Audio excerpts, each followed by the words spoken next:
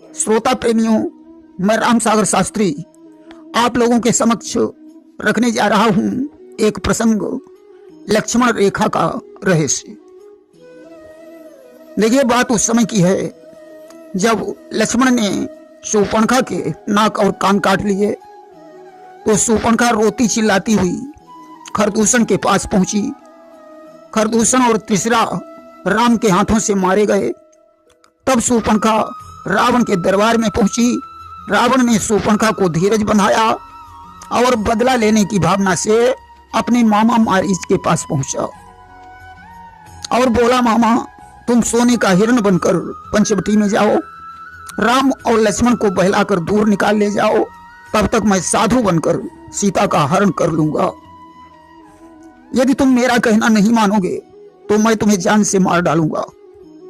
मारीच ने विचार किया कि दुष्ट के हाथों मरना ठीक नहीं होगा, इससे तो अच्छा है राम के ही हाथों मर जाऊं। मारीच सोने का हिरण बनकर पंचवटी में पहुंचा। जब सीता ने उस हिरण को देखा, राम से कहने लगी, स्वामी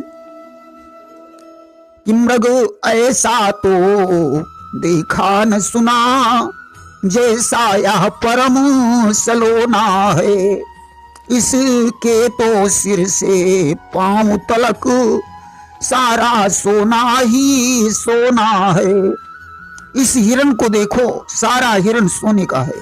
ऐसा तो हिरण मैंने पहले कभी नहीं देखा। ये स्वामी शीघ्र ही धनुष बाण उठाकर इस हिरण का वध करके इसकी मृगशाला ले आइए कि हे नाथ चर्म लाओ इसकी, तो कुटिया का सिंगार होगी। सोने के मृग की मृगशाला क्या अद्भुत यादगार होगी। सोने की हिरण की मृगशाला इस कुटिया में बिछाएंगे तो कितना अच्छा लगेगा। यद्यपि भगवान राम सभी कुछ जानते थे कि संसार में कभी सोने का हिरण नहीं हुआ, यह सब माया है, परंतु देवताओं का काज करने के हित धनुष पर बाण चढ़ाकर राम उस हिरण के पीछे दौड़ पड़े कि प्रभु ही बिलो की चला मृग भाजी, अवधाये राम सरासन साजी। आज भगवान राम को देखकर हिरण भाग खड़ा हुआ। आगे आगे हिरण है, पीछे पीछे राम धनुष पर बाण चढ़ाए हुए दौड़ रहे हैं। वह मायावी हिरण कभी छुप जाता है, कभी प्रकट हो जाता है कि प्रगटत दुरत करत छल भूरी, और यही विधि प्रभु गयो लई दूरी। इस प्रकार जंगल में वह हिरण राम को बहुत दूर ले गया। अब तो ज्यों राम ने उसके बाण मारा, मारीच ने अपना स्वरूप प्रकट कर दिया। ये मारीच मायावी था। उसने मरते समय राम की आवाज में लक्ष्मण को पुकारा, हे भैया लक्ष्मण, मेरे प्राण संकट में हैं, इसलिए जितना जल्दी हो सके मेरे पास आ जाओ। आज ज्यों ये आवाज सीता के कानों में पड़ी, उन्होंने लक्ष्मण से कहा, लक्ष्मण शीघ्र जाओ, प्राणेश्वर के प्राण संकट में हैं, वे तुम्हें पुकार रहे हैं कि जाओ बेगी संकट मोह भ्राता, और लक्ष्मण बिहसिका सुनु माता। लक्ष्मण ने कहा, मां कैसी बातें कर रही हो, राम की अगर भक्ति इच्छा जाए तो संसार में प्रलय आ जाए, उनके ऊपर तो स्वप्न में भी संकट नहीं आ सकता है कि भ्रकुटी विलास सृष्टि लय होई, और सपने हूं संकट पर की सोई। तब सीता ने लक्ष्मण से मर्म वचन कह दिए जिन्हें लक्ष्मण सहन नहीं कर पाए कि बोली, अब मैंने जान लिया मतलब का भाई चारा है, तुम घर से बन जो आए हो, इसमें कुछ स्वार्थ तुम्हारा है। बस यही शब्द लक्ष्मण को सहन नहीं हुए और उन्होंने सीता को वन देवों और दिग्पालों को सौंप दिया और राम के पास चल पड़े कि वन देसी देव सौंपी सब काहू, चले जहां रावण ससिराहू। गोस्वामी तुलसीदास जी ने लिखा, लक्ष्मण ने कोई रेखा रेखा नहीं खींची, बल्कि वनदेवों और दिग्पालों से कहा, तुम सीता जी की देखभाल करना, मैं राम के पास जा रहा हूं। परंतु राधे श्याम जी ने अपनी रामायण में लिखा है कि जाते जाते भी उन्हें इतना रहा विवेक, सीता के चारों तरफ रेखा खींची एक। जाते जाते लक्ष्मण ने सीता के चारों तरफ एक रेखा खींच दी कि खींच दी लक्ष्मण ने आज सत्य की रेखा, कहा सीता से ये है तेरे वत्स की रेखा, इसके अंदर ही रहो मान लो वचन मेरा, काम कितना भी पड़े छोड़ना नहीं रेखा। रेखा खींचकर लक्ष्मण ने सीता से कहा, हे मां कितना भी जरूरी काम हो मगर इस रेखा से बाहर नहीं निकलना, और इस रेखा का उल्लंघन कर जो पर्णकुटी में आएगा, हयान उसे या लक्ष्मण की वह वहीं भस्म हो जाएगा। लक्ष्मण ने यहां एक बात कही कि इस रेखा का उल्लंघन करके जो पर्णकुटी में प्रवेश करेगा वह तुरंत जलकर भस्म हो जाएगा। अच्छा आप लोग बताएं, लक्ष्मण ने रेखा किसके द्वारा खींची थी? धनुष की नोक से, तलवार से, बाण से या मंत्र बल से? सिर्फ इतना ही लिखा गया है कि लक्ष्मण ने सीता जी के चारों तरफ एक रेखा खींच दी। आखिर क्या है इस लक्ष्मण रेखा का रहस्य? देखिए, लक्ष्मण के पास एक विद्या थी जिसका नाम सोमतिथि विद्या था। सोमतिथि विद्या केवल 4 गुरुकुलों में ही सिखाई जाती थी। वशिष्ठ जी के गुरुकुल में, भरद्वाज के गुरुकुल में, महर्षि विश्वामित्र के गुरुकुल में और उद्यालक गोत्र के आचार्य सिकामकेतु के गुरुकुल में। दधीच ऋषि और महर्षि सांडिल्य भी इस विद्या को जानते थे। देखिए, भगवान श्री कृष्ण के पास भी यह विद्या थी। भगवान कृष्ण ने कुरुक्षेत्र के चारों तरफ रेखा खींच दी थी ताकि युद्ध में कितने भी भयंकर अस्त्र चलें परंतु उनका ताप कुरुक्षेत्र के बाहर जाकर प्राणियों को संतृप्त न करे। अब बताओ, कृष्ण द्वारा खींची गई रेखा को हम क्या कहेंगे? लक्ष्मण रेखा या कृष्ण रेखा? देखिए, ये सोमतिथि विद्या है। राम को वशिष्ठ जी ने आग्नेयास्त्र, वरुणास्त्र और ब्रह्मास्त्र चलाना सिखाया। लक्ष्मण ने विश्वामित्र से सोमतिथि विद्या सीखी, जिस विद्या का मंत्र है सोमं प्रहि व्रतम व्रतः स्वावेतु संभव्रहे वाचम प्रवाणम अगनम ब्रहे रेता अवस्थि। तो क्या लक्ष्मण ने इस मंत्र से रेखा खींची थी? न, ये मंत्र तो सोमनाकृतिक यंत्र का कोड है। पृथ्वी और बृहस्पति के मध्य अंतरिक्ष में कहीं वह केंद्र है जहां या इस यंत्र को स्थापित किया जाता है। वह यंत्र जलवायु अग्नि के परमाणुओं को अपने अंदर सोख लेता है। इस सोमनाकृतिक यंत्र के कोड को जब उल्टा कर देते हैं तो यह यंत्र अग्नि और विद्युत के परमाणुओं को बाहर फेंक देता है। जब सोमनाकृतिक यंत्र अग्नि, वायु और जल के परमाणुओं को सोख लेता है तो उन परमाणुओं में आकाशीय विद्युत मिलाकर उसका पात बनाया जाता है और मंत्र शक्ति से यंत्र चालू कर दिया जाता है और उसकी सहायता से एक लेजर बीम जैसी किरणों से पृथ्वी पर गोलाकार रेखा खींच दी जाती है, जिससे उसके अंदर जो भी रहता है सुरक्षित रहता है। अगर बाहर से कोई अंदर जबरदस्ती प्रवेश करना चाहे तो उसे विद्युत और अग्नि का ऐसा झटका लगेगा कि वह वहीं राख बनकर उड़ जाएगा। लक्ष्मण इस विद्या को जानते थे, इसलिए सोमनाथ यंत्र की किरणों से लक्ष्मण ने अपनी उंगली के इशारे से सीता के चारों तरफ रेखा खींची थी। इसमें कुछ आन भी थी। अंदर वाला व्यक्ति तो बाहर निकल सकता था परंतु बाहर वाला व्यक्ति अंदर नहीं जा सकता था। कालांतर में इस विद्या को सोमतिथि न कहकर लक्ष्मण रेखा कह दिया गया।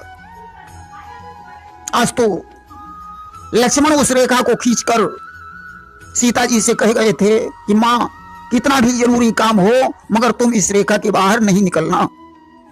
इधर लक्ष्मण के चले जाने पर रावण ने विचार किया अब मौका है, लक्ष्मण भी चले गए, सीता के लिए है। तो सून बीच 10 कंधर देखा, वावा तुरत जती के देखा। रावण साधु का वेश बनाकर वहां पहुंचा, आवाज लगाई माता भिक्षाम देहि। सीता ने कुटी में रखे हुए फलों को उठाया, रावण को देने के लिए हाथ बढ़ाया। रावण फलों को लेने के लिए आगे बढ़ा तो उसकी निगाह उस रेखा पर पड़ गई। अब तो रावण उस रेखा को गौर से देखने लगा। वह रेखा रंग भी बदल रही थी और आग के समान जल भी रही थी। अब तो रावण उस रेखा पर विचार करने लगा कि सोचा यह कोई माया है या तेज किसी योगी का है, अथवा सीता है महाशक्ति, सत इसी महान सती का है। रावण विचार करता है ये कोई माया है या किसी योगी का योग बल है, अथवा इस महाशक्ति सीता के सत का कोई चमत्कार है। अगर मैं इस रेखा का उल्लंघन करूंगा तो निसंदेह जलकर भस्म हो जाऊंगा। सीता का हरण करना तो दूर की बात रही, मेरा ही प्राण हरण हो जाएगा। अस्तु रावण ने सीता से कहा देवी योगी जन बंधी भिक्षा नहीं लेते हैं, अगर भिक्षा देना है तो इस रेखा से बाहर निकलना पड़ेगा, वरना मैं बिना भिक्षा के ही चला जाऊंगा। सीता ने रावण से कहा बाबा मैं इस रेखा से बाहर नहीं निकल सकती हूं, कि कैसे निकलूं मैं रेखा के बाहर, आन मुझको लखन दे गए हैं, रहना माता जी रेखा के अंदर, मुझको इतना वचन दे गए हैं। मैं देवर लक्ष्मण की आन को तोड़कर तुम्हें भिक्षा नहीं दे सकती हूं। रावण ने कहा तो मैं भी कोई ऐसा वैसा साधु नहीं हूं, मैं बंधी हुई भिक्षा कदापि नहीं ले सकता हूं। अब तो सीता जी ने विचार किया कि अगर ये योगी विमुख होकर चला गया तो गृहस्थ धर्म का अपमान होगा। ऐसी स्थिति में तो मुझे लक्ष्मण की आन ही तोड़नी पड़ेगी। अब तो सीता जी ज्यों भिक्षा लेकर रेखा के बाहर निकली, उसी समय रावण ने सीता की कलाई पकड़ी और कहने लगा हे सीते अब मैं तेरा हरण करके अपने घर ले जाऊंगा। सीता ने कहा अरे आप कैसे साधु हैं जो दुष्टों की तरह बातें कर रहे हैं, कि तब रावण निज रूप दिखावा, और भाई सभे जब नाम सुनावा। तब रावण ने फकीरी वेश को बदल दिया और कहने लगा सीता मुझे कोई साधु मत समझ, मैं लंका का राजा रावण हूं। आज रावण का नाम सुनकर सीता जी भयभीत हो गईं। उन्होंने कहा अरे नीच रावण तुझे नहीं मालूम मैं राम की पत्नी सीता हूं जो निशाचरों के काल हैं, तू थोड़ी देर और रुक, मेरे स्वामी अभी आते होंगे। और सुना तो वचन 10 शीस रिसाना, मन महु चरण बंदी सुख माना। ऐसे वचनों को सुनकर रावण क्रोधित हो गया और उसने सीता जी के चरणों की मन ही मन वंदना की। देखिए रावण ने वंदना क्यों की? आज शक्ति जगत जननी जगदम्बा माता सीता ने जब बचपन में शिव धनुष को उठा लिया था, जिस धनुष को बड़े बड़े योद्धा नहीं उठा पाए, उन सीता को रावण कैसे उठा सकता था? इसलिए उसने मन ही मन माता सीता से कहा मैं जानता हूं राम निशाचरों के काल हैं, परंतु मेरी मोक्ष की पिटारी तो तुम ही हो, इसलिए हे मां तुम्हें मेरे साथ लंका चलना होगा। रावण ने सीता का हरण गलत भावना से नहीं बल्कि अपने मोक्ष के लिए किया था। गोस्वामी तुलसीदास जी लिखते हैं कि क्रोधवंत तब रावण लीन सिरथ बैठाई, चला गगन पथ आतुर भय रथ हाकिन जाई। सीता जी को रावण ने आज रथ में बैठा लिया और आकाश मार्ग से लंका की तरफ चल पड़ा। सीता जी राम और लक्ष्मण का नाम लेकर विलाप करती हुई जा रही थी। उसी समय उनकी आवाज ज्यों की राज जटायु के कानों में पड़ी, उसने रावण पर आक्रमण कर दिया। रावण ने तलवार से उसके पंख काट दिए और रथ को आगे बढ़ाया। जब किष्किंधा पर्वत पड़ा तो सीता जी ने वहां कुछ पर्वत के ऊपर बंदरों को देखा, राम का नाम लेकर अपना कोई वस्त्र फेंक दिया। अब रावण सीता को लेकर लंका में पहुंच गया। रावण सीता को महलों में ले जाना चाहता था, परंतु उसे कुबेर के पुत्र नलकूबर का श्राप याद आ गया। नलकूबर ने रावण को श्राप दिया था कि यदि किसी सती को बरियाई महलों में अपने लाएगा तो उसी समय मस्तक तेरा टुकड़े टुकड़े हो जाएगा।